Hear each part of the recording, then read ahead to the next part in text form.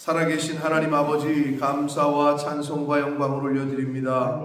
오늘도 새 생명을 허락하시고 새 날을 맞이하게 해주시고 하루를 시작하며 아버지의 집에 주님의 몸된 교회로 이 은혜의 보좌 앞으로 저희를 불러주셔서 찬송케 하시고 기도하게 하시고 예배드릴 수 있음을, 생명의 말씀을 전하고 듣게 해주시니 아버지 감사합니다. 이 시간 하나님 앞에 모인 한 심령들 위에 성령으로 함께 하셔서 하나님의 말씀을 들을 때에 그 마음이 뜨거워지게 하시고 그 마음이 열려서 하나님의 말씀을 천래의 음성으로 아버지의 말씀으로 들려질 수 있도록, 들을 수 있도록 성령 하나님께서 이 시간을 주장하여 주옵소서. 예수 그리스도 이름으로 축복하며 기도 올리옵나이다. 아멘. 예수 그리스도께서 세례 요한보다 6개월 늦게 이 땅에 나셨고, 세례 요한은 그 예수 그리스도의 길을 예비하는 자, 길을 닦는 자라고 했습니다. 세례 요한이 유대 광야에서 세례를 베풀고 회개의 세례를 전파하고 많은 사람들이 세례 요한을 쫓았고 따랐고 심지어는 메시아라고까지 착각할 정도로 그랬단 말이에요. 자, 그런데 이 많은 사람들이 세례 요한을 찾아가서 세례를 받은 것은 충분히 이해가 되는데, 예수 그리스도께서 세례 요한에게 가셔서 세례 요한에게 세례를 받으신 장면이 기록이 되어 있어요. 물론 마태복음과 마가복음에도 기록이 되어 있습니다. 근데 여기 굉장히 짧게 기록이 되어 있는데, 백성이 다 세례를 받을새 예수도 세례를 받으시고 라고 되어 있어요. 근데 메시아이신 분이 세례를 받으실 필요가 있었을까? 근데 왜 받으셨을까? 할 때 세례 요한의 권위를 인정하는 것, 그것도 해석이 될 수 있겠고, 또 하나는 육신의 몸을 이 땅에 오신 분이라는 것. 그래서 이 예수님은 모든 육신을 가진 모든 인간의 샘플이요, 기준이요, 모범이 되시기 위해서 모든 인간은 세례를 받아야 된다는 것, 그리스도를 고백하고 세례를 받아야 된다는 것, 이거를 보여주시기 위해서 친히 세례를 받으셨다라고 할 수 있습니다. 그리고 당시에 세례 요한의 그 권위를 인정하고 그 세례 요한에게 세례를 받으신 그 예수님의 모습이 오늘 21절에 기록되어 있고, 중요한 건 예수님이 세례를 받으실 때에 성령이 비둘기 같은 형체로 그 위에 강림하셨고 하늘로부터 음성이 들리기를 이는 내 사랑하는 아들이라 내가 너를 기뻐하노라 라는 음성이 들렸다라고 성경은 기록합니다. 그런데 세례를 받고 언제 하늘이 열렸냐? 기도하실 때에 라고 되어 있습니다. 여러분, 하늘을 열리게 하고 하나님의 보좌를 움직이는 것은 저와 여러분이 기도할 때입니다. 그러니까 기도하는 시간을 정기적으로 갖는 것, 골방을 자기가 만드는 것, 골방을 찾아서 그 골방에 들어가 하나님 앞에 나아가는 것, 이것을, 그러니까 자식이 부모님을 찾아오는 것, 자식이 부모님에게 세상에서 있었던 이야기들을, 또 자신의 어려움을, 자신의 힘듦을 부모님을 찾아와 이야기하는 것, 그것이 어떻게 보면 자식으로서의 가장 기본적인, 여러분이 힘들 때 누굴 찾아요? 친구? 남자친구, 여자친구? 선생님? 근데 여러분이 부모가 되보면 알 거예요. 똑같아요. 하나님 아버지는 우리가 하나님 아버지를 찾기를 기다리고 계십니다. 아멘.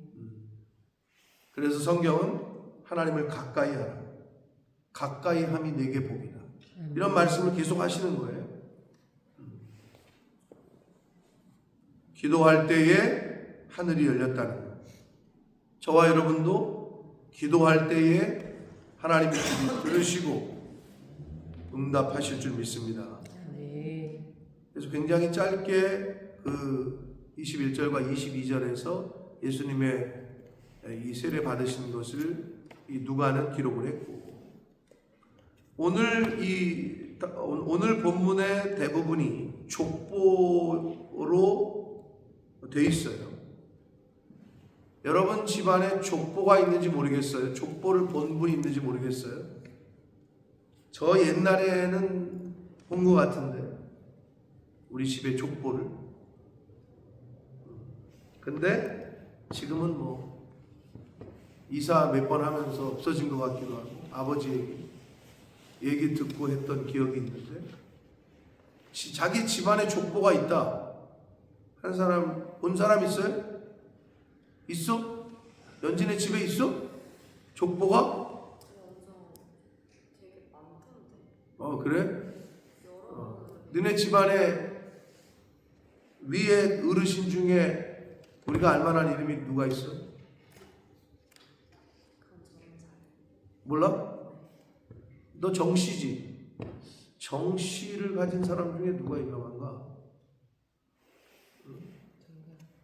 정약용. 같은 정씨인지 모르겠네. 정약용. 을사오족 중엔 없지? 네. 여러분, 족보를 보신 분이 있을 텐데, 족보가 뭘 의미하죠? 족보가 의미하는 게 뭐예요?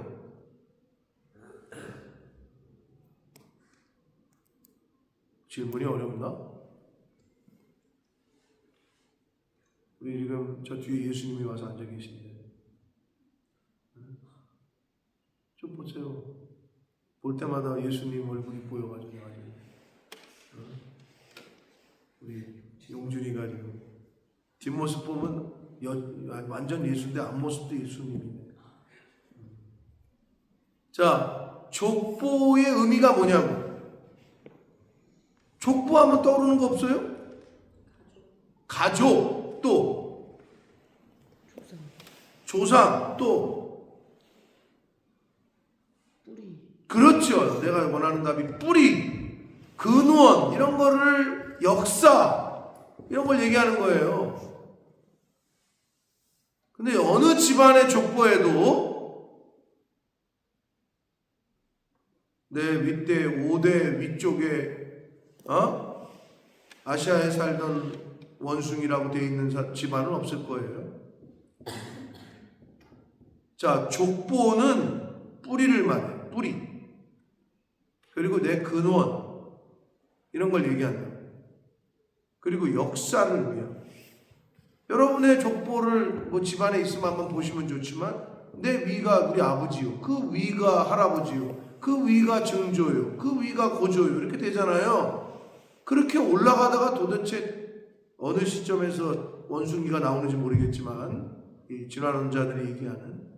근데 오늘 예수님의 족보는 마태복음 1장에 나오는 족보와는 좀 차이가 있어요.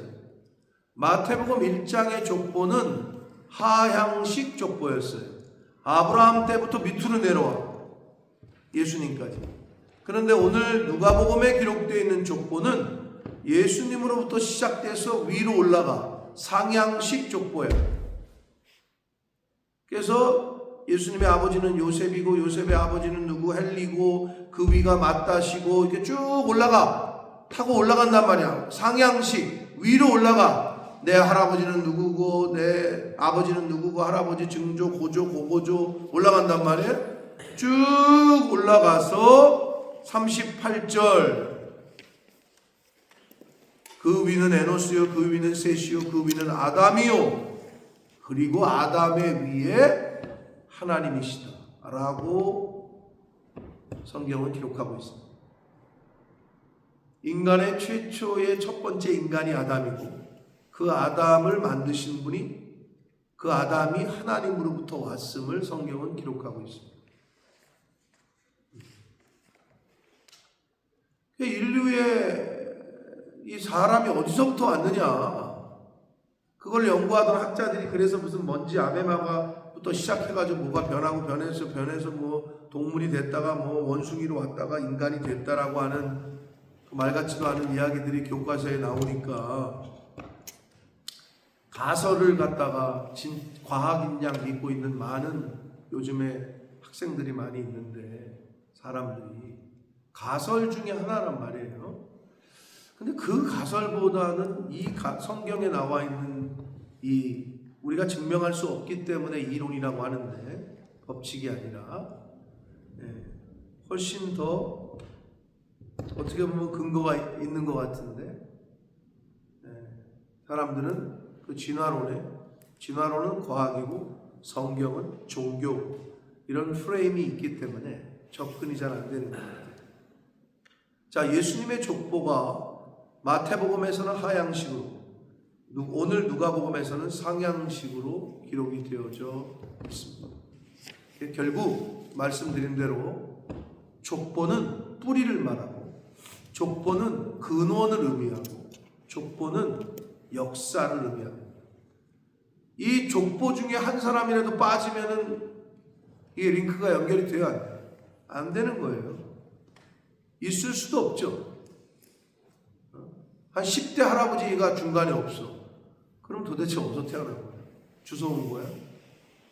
안 되는 거예요. 역사는 바꿀 수가 없는 거예요. 실제로 일어난 일이. 그러면 이제 이렇게 되는 거죠. 그러면 이제 우리가 단종 이야기는 왕사남 요새 인기긴 하고 우리 교회에서도 가서 보긴 했습니다. 훗날 그 역사를 조작하지,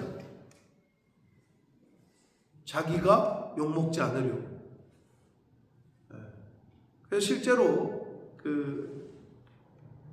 요새 왕사남이 인기다 보니까 유퀴즈에 규장각, 우리나라의 역사를 연구하는 그 기관이 있는데 거기에 박사님이 나오셔서 유퀴즈에 여러 가지 이야기를 했는데, 그 이후에 수양대군이 이제 왕권을 잡고 나서 역사를 좀 고치고 했다는 흔적이 있고, 그래서 그것을 다시 후대에 바로잡는 뭐 이런 기록들이 남아 있을 거 아니에요.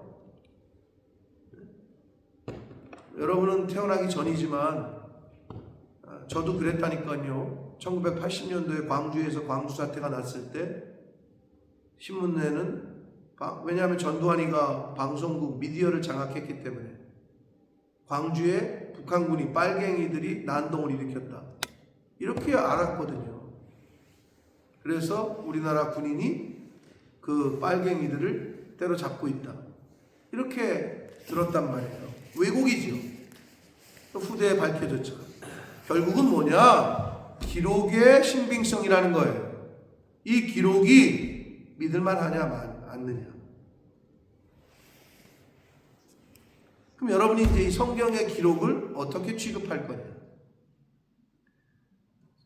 시간이 되시는 분들은 좀 파보시고, 그러나 일반적인 사람들이 이거를 세계의 기록물과 대조해 가면서 이게 사실인지 아닌지를 맞추기가 어려우니, 인류 역사 2000년 역사 가운데 수많은 학자들이 이 성경의 기록을 이게 진짜인지 아닌지, 사실인지 아닌지를 밝히기 위해서 수많은 학자들이 노력을 했고, 전 세계에, 우리나라 학자들뿐만 아니라 전 세계 수많은 사람들이 성경의 기록을 검증을 했다.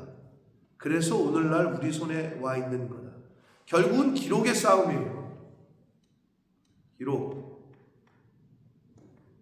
이순신 장군이 진짜 있었는지, 진짜 거북선이라는 게 있었는지, 진짜 12척으로 수백 척을 불태웠는지 알 길이 없잖아요. 영상이 남아있는 것도 아니고, 오늘날에는 영상까지도 다 조작하는 시대가 됐습니다만은 결국 기록의 문제라는 거예요. 그런데 여러분, 이 성경의 기록은 전 세계의 수많은 학자들이 이미 검증이 끝난 책이라고 제가 말씀을 드렸어요. 그래서 리빙 바이블, 살아있는 책이라고 얘기하는 거예요, 여러분. 절판이 안 돼요. 수많은 사람이 시도를 했어요. 내가 이걸 밝혀내리라. 연구하고 연구하다 보니까 점점 더 사실에 가깝고 세계의 역사와 다 맞고, 그러다가 오히려 이 말씀으로 오히려 변화되고 예수를 믿게 되는 사람들이 전 세계에 너무 많아요. 여러분, 그렇게 따지면 여러분의 집에 있는 족보가 다른 사람이 써가지고 할아버지도 아닌데 할아버지 이름을 다른 사람 이름을 넣어놓고 그렇다는 의심을 한 번도 해본 적이 없을 거예요. 똑같습니다. 여러분이 갖고 있는 기록보다 이 성경의 기록은 더 여러분이 생각하는 것보다 사실에 가깝다. 이 표현보다는 사실이다 라고 말씀을 드릴 수 있는 거예요. 그래서 이스라엘에 가면 실제 예루살렘, 그리고 이집트에 가면 실제 성경에 기록된 모든 장소들, 그리스에 가면 바울 사도의 흔적들 다 남아있는 거란 말이에요.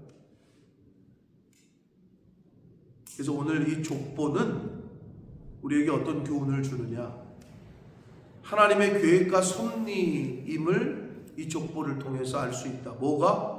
예수 그리스도의 이 족보는 하나님의 구원 계획이 각 세대를 거쳐서 시간의 역사 가운데 이루어지는 것을 보여주고 있는 것이다. 그게 바로 족보다.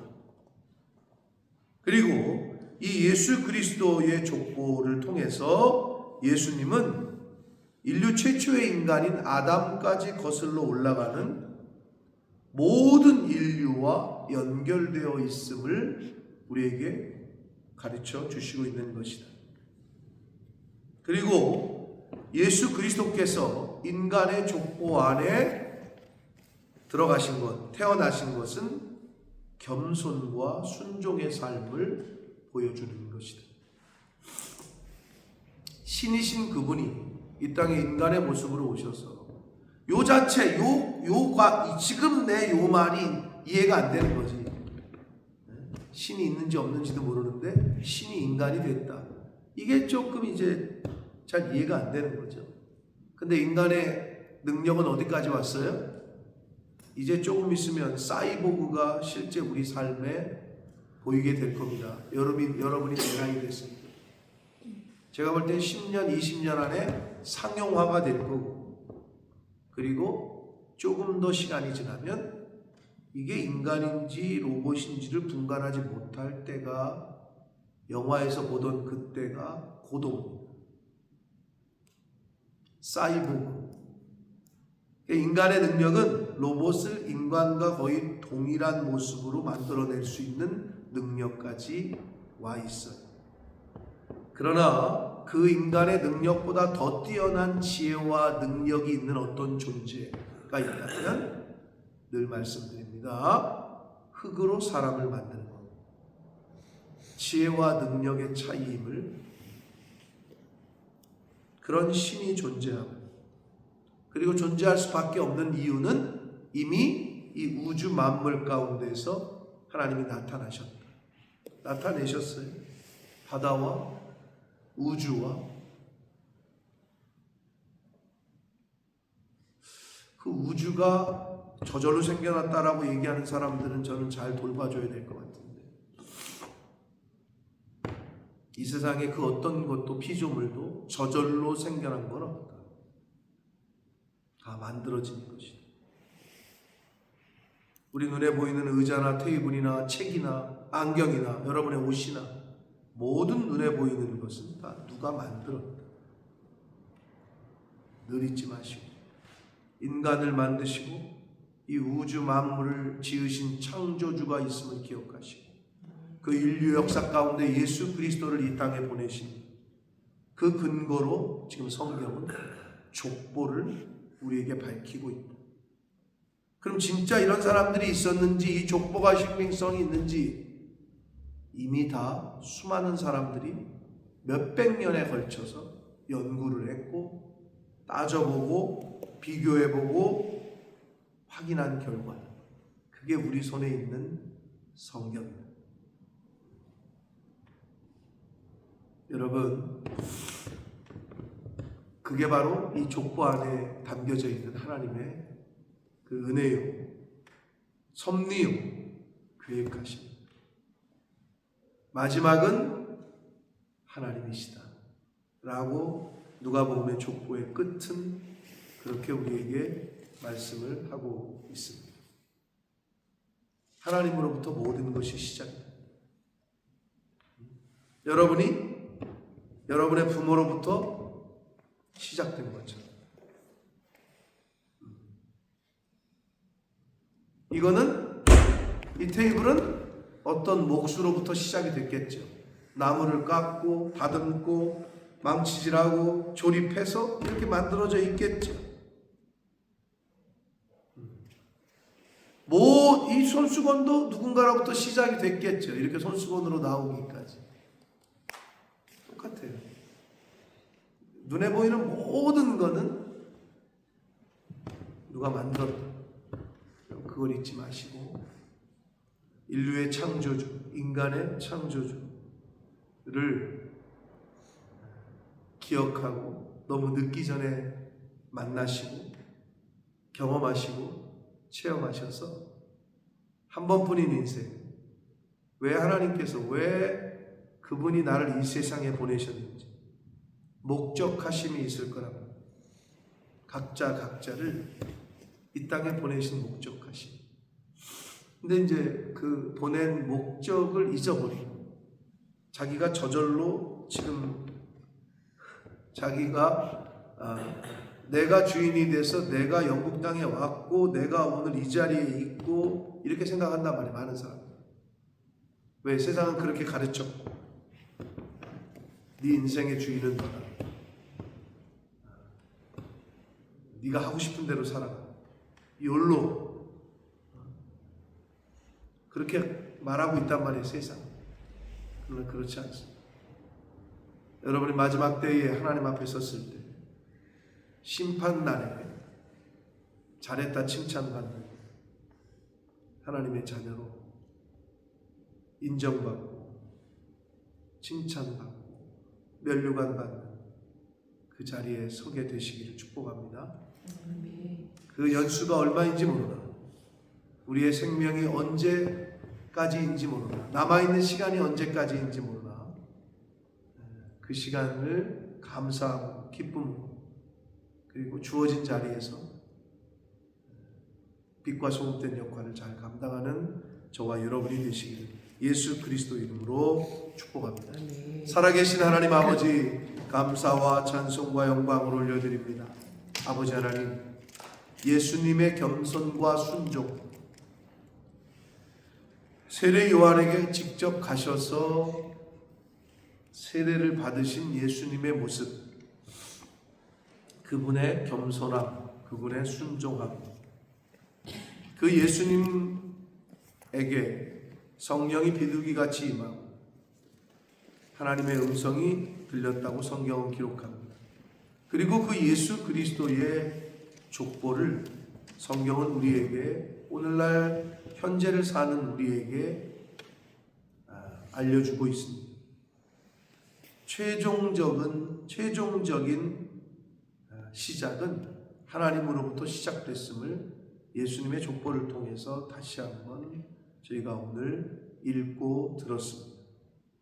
나는 어디서부터 왔는가? 우리 인간의 시작은 어디인가? 모든 것이 시작이 있을 텐데 어디서부터 시작됐는가? 그리고 모든 것은 끝이 있을 텐데 그 끝은 어디이고 끝난 후에는 심판이 있다라고 성경은 말씀하셨는데, 아버지 하나님, 우리가 마지막 때에 하나님 앞에 섰을 때 땅을 치고 후회하지 아니하고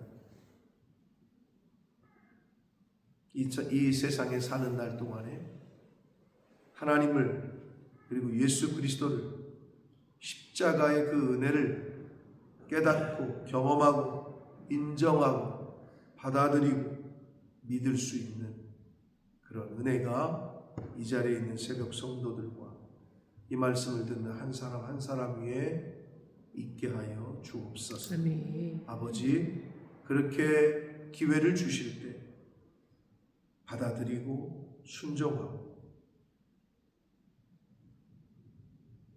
하나님이 기뻐하시는 인생을 살아가는 이 자리에 있는 한 사람 한 사람들 될 수 있도록 주님 임마누엘로 함께해 주옵소서. 아멘. 예수 그리스도 이름으로 축복하며 기도 올리옵나이다.